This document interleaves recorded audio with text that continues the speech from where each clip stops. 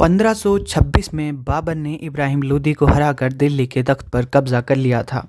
उत्तर भारत का अकेला बादशाह ज़हीरुद्दीन मोहम्मद बाबर बन चुका था, मगर उसकी हुकूमत को एक खतरा बार बार मंडरा रहा था, जिस खतरे का नाम था राणा सांगा। कहा जाता है कि 1526 में जो लड़ाई पानीपत में हुई थी, उस लड़ाई से पहले बाबर और राणा सांगा में एक समझौता हुआ था, जिसमें ये तय पाया था कि एक तरफ से बाबर इब्राहिम लोदी पर हमला करेंगे और दूसरी तरफ से राणा सांगा। कहा जाता है कि इस लड़ाई के बाद दोनों के बीच मतभेद हो गया, क्योंकि राणा सांगा का मानना था बाबर ने उसके इलाके पर कब्जा कर लिया है, जो समझौते के खिलाफ था।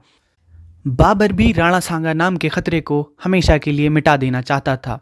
वो जानता था अगर राणा सांगा जिंदा रह गए तो वो उसकी सत्ता कभी कायम नहीं होने देंगे। राणा सांगा ने बहुत सारे राजपूतों के साथ मिलकर एक बड़ी सेना तैयार कर ली। उसके जवाब में बाबर ने भी आसपास के राजाओं को मदद के लिए खत भेजा।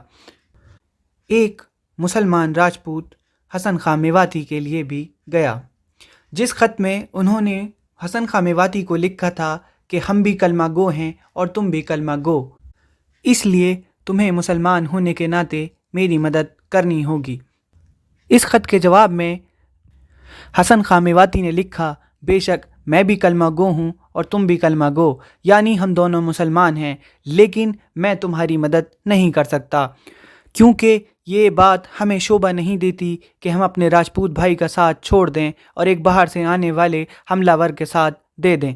इस खत के जवाब सुनने के बाद भी बाबर ने बहुत कोशिश की कि हसन खां मेवाती उनके साथ आ जाएं, लेकिन हसन खां मेवाती एक सच्चे देशभक्त और वतन से मोहब्बत करने वाले थे। उन्होंने साफ साफ मना कर दिया कि वो किसी बाहर से आने वाले हमलावर की मदद नहीं करेंगे, वो अपने देश पर जान निछावर करना पसंद करेंगे।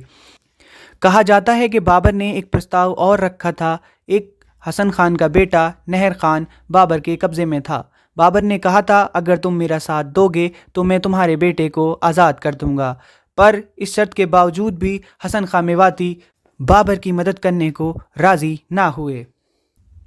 और फिर 15 मार्च 1527 को राजा हसन खान ने राणा सांगा के साथ मिलकर खानवा के मैदान में बाबर की सेना से जमकर लड़ाई ली, लेकिन अचानक एक तीर राणा सांगा के सिर पर आ लगा और वो हाथी के नीचे गिर पड़े, जिसके बाद सेना के पैर उखड़ने लगे तो सेनापति का झंडा खुद राजा हसन खां मेवाती ने संभाल लिया और बाबर की सेना को ललकारते हुए उन पर ज़ोरदार हमला किया। राजा हसन खां मेवाती के 12,000 घुड़सवार सिपाही बाबर की सेना पर टूट पड़े। उस समय के दौरान एक तोप का गोला राजा हसन खां मेवाती के सीने पर आ लगा और इसके बाद आखिरी मेवाती राजा का हमेशा के लिए 1527 को अंत हो गया। तो दोस्तों, ये थे इस धरती माँ के वीर सपूत हसन खां मेवाती, जिन्होंने अपने धर्म की परवाह न करते हुए अपने वतन के लिए बलिदान दिया।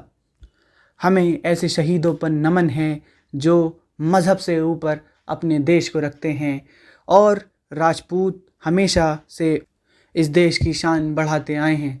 दोस्तों, ये वीडियो थी हसन खां मेवाती के बारे में, और अगर आपको ये वीडियो अच्छी लगी तो हमें लाइक करें, सब्सक्राइब करें, और अगर पसंद नहीं आई तो कमेंट में अपनी राय ज़रूर दें।